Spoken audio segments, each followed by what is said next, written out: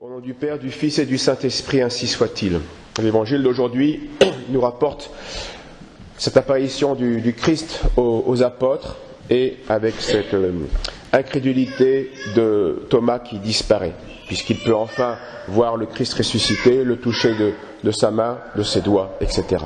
Et là, saint Thomas s'écrie « Mon Seigneur et mon Dieu ». C'est un acte d'adoration. C'est un acte d'adoration. C'est un mouvement de respect qui manifeste la dignité de la personne qui est devant elle. Et là, c'est une personne qui n'est pas seulement honorable, mais qui est divine. Donc mon Seigneur, en tant qu'homme, mais aussi mon Dieu, puisqu'il est le Messie ressuscité et le Fils de Dieu. C'est d'ailleurs ce qu'on demande parfois dans les petits aides-mémoires des servants de messe, c'est ce qu'on leur demande de dire au moment de la consécration. Mon Seigneur et mon Dieu. Faire un acte d'adoration. L'adoration, pourquoi on insiste sur cela? Parce que l'adoration est la première grande attitude que l'homme doit avoir, de se reconnaître créature face à son Créateur. Et donc le premier mouvement de la créature face à son Créateur, c'est le respect, et un respect très particulier qu'on appelle l'adoration.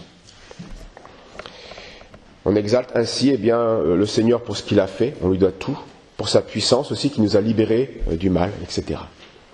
C'est donc un prosternement, mais de l'esprit, avant tout, devant la gloire de Dieu. Un silence aussi, qui peut être, on n'est pas obligé de le faire avec des mots et des gestes, c'est un silence respectueux, devant celui qui est tout, moi qui ne suis rien. Avoir ce sentiment en soi, c'est faire un acte d'adoration intérieure. Et saint Jean Damascène, commenté par saint Thomas, dit ceci. Comme, dit saint Jean Damascène, parce que nous sommes composés de deux natures, intellectuelles et sensibles, nous offrons à Dieu une double adoration. L'une est spirituelle et qui consiste dans l'intime dévotion de l'esprit. L'autre est corporelle parce qu'elle consiste dans l'abaissement extérieur du corps.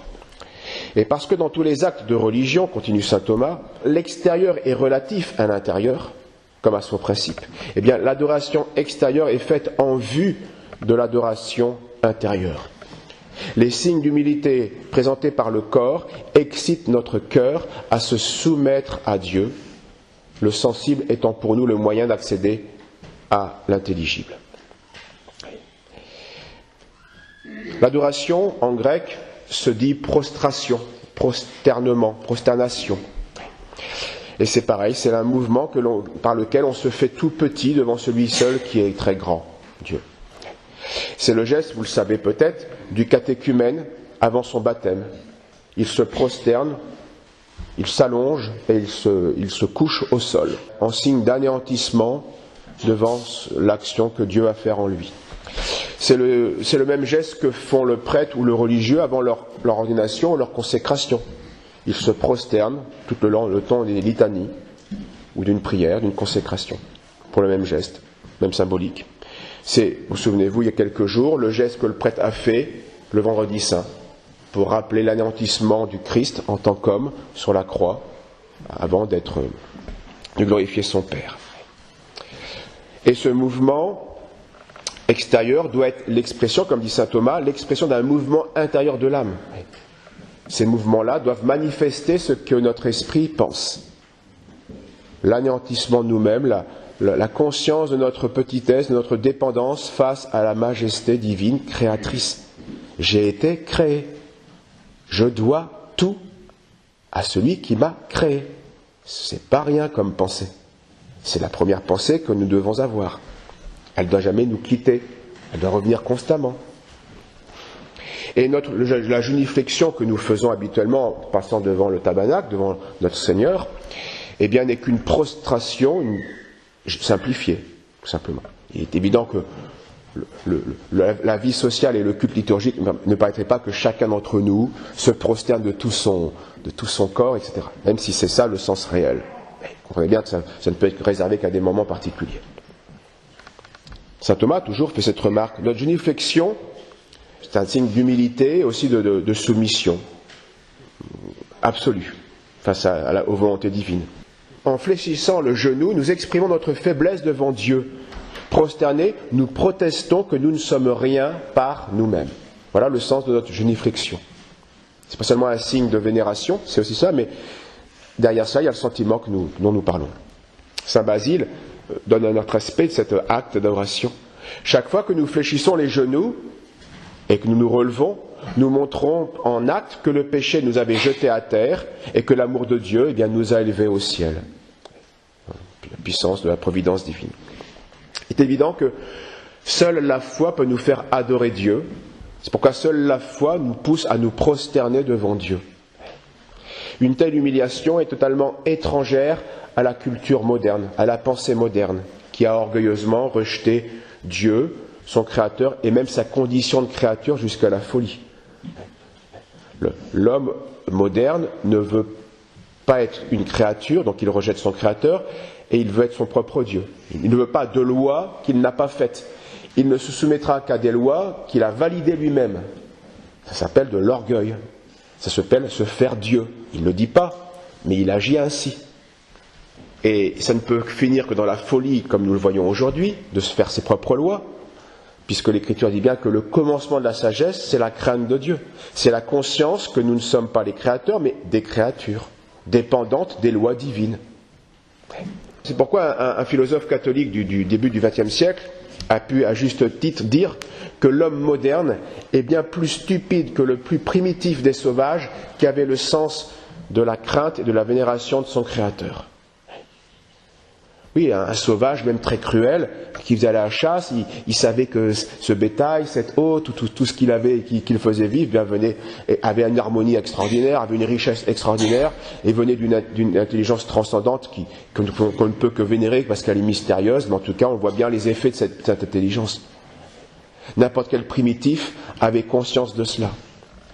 Et l'homme moderne, parce qu'il a quelques gadgets électroniques, se croit supérieur à ces primitifs, alors qu'il est bien plus stupide, aveuglé par son apostasie. C'est une stupidité sans nom et insupportable. Plus on se croit grand à cause de l'orgueil, plus on est misérable. Et c'est exactement ce qui caractérise l'homme moderne. Se croire supérieur aux autres âges à cause de quelques technologies, alors qu'il est spirituellement mais une épave, une pourriture. Toute la liturgie catholique, par contre, elle, bien sûr, est habitée constamment par cette crainte révérentielle de Dieu, de la majesté divine. Depuis les prières au bas de l'autel, où on s'incline avant de monter à l'autel, jusqu'au Dominum Sudenius, que nous dirons avant de recevoir la communion, jusqu'au Sanctus, où on va adorer 3 fois ce Dieu 3 fois saint, mystérieux, jusqu'à la bénédiction finale qu'on reçoit à genoux. Voyez. Constamment dans la liturgie, ces petits gestes nous rappellent notre condition et aussi nous invitent à l'adoration. Le Christ lui-même nous a montré l'exemple. En s'incarnant, il s'est fait un modèle d'adoration. L'adoration intérieure d'abord. Soumission intérieure, en essence, il incarne le psaume 39, mais aussi à l'agonie. Mon Père, non pas ma volonté, mais la vôtre.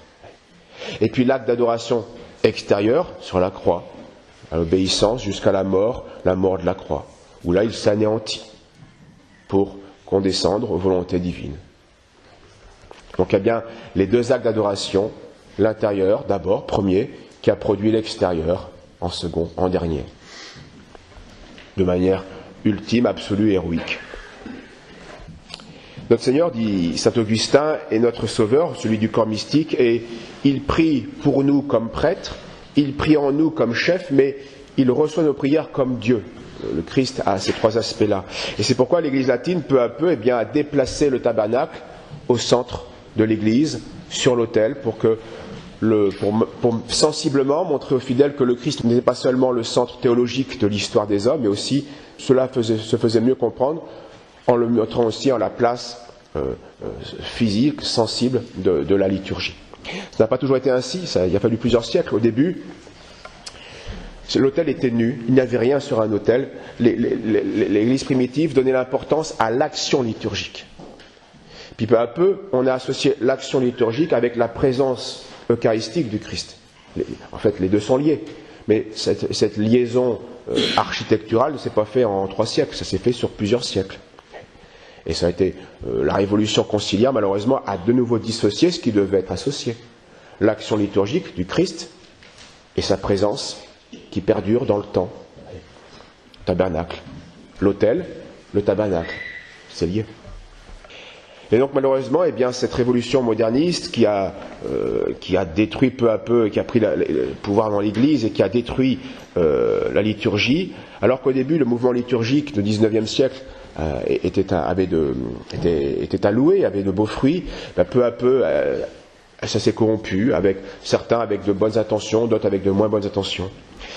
Et ils en sont arrivés à cette innovation dans les années 20, avec un bénédictin, Pius Parsch, un Allemand.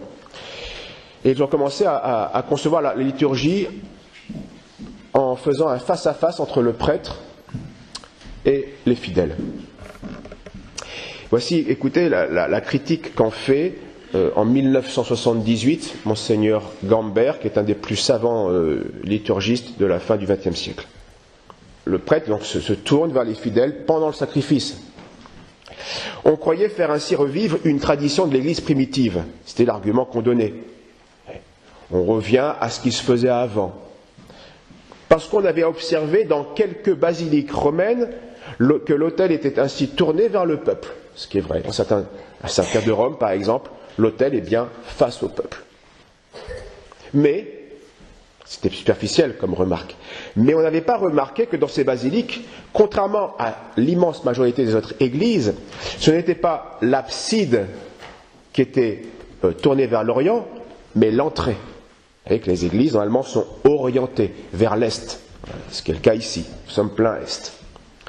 Mais dans certaines vieilles basiliques romaines, qui étaient d'anciens temples de palais romains, eh bien, elles étaient occidentées, c'est-à-dire qu'on était vers l'ouest. C'est-à-dire que l'est était à l'entrée. Donc, le problème, ce n'était pas le peuple d'être face au peuple, c'était d'être face à l'Orient. Donc, dans ce cas-là, on tournait l'autel pour que quand le prêtre sacrifie, il soit tourné vers l'Orient. Le but, ce n'était pas d'être face au peuple, parce qu'à ce moment-là, comme il va l'expliquer, le peuple, lui aussi, au sacrifice, se retournait. Et donc, le peuple montrait son dos au prêtre. Parce que l'Est était par là. Mais quand l'Est est de ce côté-ci, c'est le contraire qui se fait. Le prêtre montre son dos aux fidèles. Parce qu'en fait, ce n'est pas une question de prêtre et de fidèle, c'est une question d'être tous ensemble tournés vers le Christ pendant l'action du Christ. Donc dans ce cas-là, le célébrant se plaçait derrière l'autel. D'ailleurs, quand le pape à Saint-Pierre de Rome célébrait, donc il était de l'autre côté de l'autel, mais tout était inversé. Les cierges étaient donc ici. En fait, on ne voyait pas non plus bien le célébrant, parce que le but n'est pas de voir le célébrant. Et puis, pendant l'office, je vous le dis, pendant le sacrifice, on se tournait vers l'Orient. Donc vous regarderiez la porte, pendant que ici, le pape célébrait l'office. Donc dans ce cas-là, le célébrant se plaçait derrière l'autel pour pouvoir, lors du sacrifice, diriger son regard vers l'Orient. Ce qui cependant n'aboutissait pas, comme on pourrait le croire, à une célébration vers le peuple. Car les fidèles se tournaient eux aussi vers l'Orient pour prier. Il n'y avait donc pas dans ces basiliques de face à face du prêtre et du peuple lors des célébrations eucharistiques. La liturgie, continue toujours Monseigneur Gambert, est un événement sacré au cours duquel le ciel et la terre s'unissent et le Dieu de grâce s'incline vers nous. C'est pourquoi pour prier, le regard des assistants doit, comme celui du célébrant, être dirigé vers le Seigneur. Ce n'est qu'au moment de la distribution de la communion, le repas eucharistique au sens propre, qu'on revient à un face-à-face entre le prêtre et le communiant. Et précisément, ces changements dans la position du prêtre à l'autel durant la messe ont un sens symbolique et sociologique certain. Quand le célébrant prie et sacrifie, il a, comme tous les fidèles, les yeux fixés sur Dieu. Il parle à Dieu, il regarde Dieu. Quand je vous parle, je vous regarde. Quand je parle à Dieu, je regarde Dieu. Ou ce qui le symbolise, donc la croix ou l'Orient. Cependant, que lorsqu'il proclame la parole de Dieu et distribue l'Eucharistie, il se tourne vers le peuple. Ce principe avait été jusque-là observé, mais pour des raisons théologiques, un changement est survenu dans l'Église romaine. Et l'avenir, dit-il, montrera combien ce changement est lourd de conséquences. En effet, très lourd. Ce changement de logique a produit un champ de ruines maintenant dans l'univers liturgique. Partout, les idées, ces idées modernes, modernistes, ont infiltré la nouvelle liturgie, Il y a partout, ça a cassé même le sens même de la liturgie. Et écoutez un propos stupéfiant et monstrueux de François lors d'un voyage au Brésil. J'ai lu par hasard, enfin pas par hasard évidemment, un livre sur la liturgie par un évêque, Monseigneur Schneider, qui est plutôt conservateur, même plus que cela, et il veut y revenir il a le sens catholique, c'est évident quand on lit son livre, il veut revenir à quelque chose de digne, évidemment. Plusieurs fois, il y a des très belles citations de Benoît XVI, de Jean-Paul II, de François, beaucoup moins, mais quelques-unes qui sont belles, sont bonnes, mais il a fait ce choix-là très précis en occultant tout leur agir, leurs principes et leurs politiques qui détruisent la liturgie qu'il voudrait revoir vivre. Écoutez ce que dit François en 2013. C'est stupéfiant. Dans les églises orthodoxes, on a conservé cette antique liturgie si belle. Nous avons perdu un peu le sens de l'adoration. Eux le conservent. Ils louent Dieu, ils adorent. Le centre, c'est Dieu. Et cela est une richesse. Quel toupet, hein. De qui se moque-t-on? Qui a détruit la liturgie romaine? Paul VI, qui l'a se disant qu'il loue et qu'il imite. Qui empêche la liturgie romaine de revivre pour une liturgie moderne qui est justement décentrée, qui n'est plus centrée sur Dieu? Qui? François. C'est stupéfiant, c'est affligeant. Paul VI, qui, en introduisant la messe moderne, a persécuté les vieux prêtres, les jeunes prêtres qui voulaient rester fidèles à la messe de 1500 ans. Il a inventé une messe avec quelques exégètes et liturgistes savants pour produire une messe centrée sur l'homme, parce que c'est ça le vice fondamental, elle est décentrée par ce face-à-face maintenant, l'axe théocentrique est cassé. Et encore qu'ils aient voulu faire un essai par mondanité, bon, il peut y avoir des raisons, pourquoi pas. Ils ont persécuté, interdit la messe qui avait 1500 ans. Quand je dis 1500 ans, on pourrait dire 1300, 1800 ans. Et puis on en reparlera. Bref, la messe, quoi. La messe de rite romain. Interdite par Paul VI. Et François refait la même chose. Il empêche cette messe romaine de rejaillir, de revivre, alors que de plus en plus des prêtres et fidèles aspirent à cela. Parce qu'ils voient bien une différence. Et il vient faire le fanfaron en disant que les schismatiques orthodoxes, parce qu'ils ont encore la liturgie byzantine, qui est une liturgie catholique à l'origine, bah oui, elle a encore gardé bien sûr l'axe théologique. Elle n'est pas centrée sur l'homme. Ah, c'est misérable. Donc, comme disait Monseigneur Lefebvre, la messe de Paul VI, c'est bien un rite bâtard. Pourquoi? Son vice principal, c'est cet anthropocentrisme, centré sur l'homme, désaxé par rapport à Dieu. Le prêtre n'est pas un homme de spectacle qui doit attirer l'attention comme tout homme de spectacle. Quand un homme fait un spectacle, il attire tous les regards sur lui. Ah, mais le prêtre, c'est pas ça. Le prêtre est un ministre du Christ et de l'Église qui doit au contraire s'effacer et attirer les regards de la foule, du peuple fidèle, vers Dieu. C'est exactement le contraire du face-à-face. Sauf bien sûr pour le repas pascal, la communion, et pour la prédication. Ou par politesse, il convient de se regarder. Donc si l'Église, nous répétons, si l'Église était occidentée et non orientée, le prêtre se tournait de l'autre côté de l'autel et les fidèles, eux, se tournaient vers la porte, vers l'est. Ils étaient donc bien centrés sur Dieu. Et on a un reste de cette liturgie antique dans juste avant la préface, le prêtre, vous le savez bien, dit « Sursum corda », allez, haut les cœurs. Et tout le peuple fidèle répond « Habemus ad Dominum ». Nous les avons vers le Seigneur. Sous-entendu, nous les avons tournés vers le Seigneur. C'est-à-dire qu'à l'époque, selon la configuration des églises, eh bien, à ce moment-là de la préface qui commence le sacrifice, les fidèles s'orientaient physiquement vers l'Orient. Si l'Orient était là, vous n'avez pas changé de position. Si c'était derrière, vous changez de position à l'époque. On faisait suivre l'intérieur et l'extérieur se conformer. Mon cœur est spirituellement vers le Seigneur et mon corps vers ce qui sera aussi vers ceux qui le symbolisent. Si l'Est était là, j'étais tourné vers le Seigneur. Habemus ad Dominum. Nous sommes prêts pour le sacrifice. Tous ensemble, même direction. Vers le médiateur, vers celui qui nous apporte les bénédictions et les grâces. Alors, c'est vrai que après l'an 1000, pendant 1000 ans, cette règle va être assez suivie. Puis, l'urbanisme fera que beaucoup d'églises ne pourront plus être orientées, alors c'est la croix qui va tenir lieu d'axe symbolique.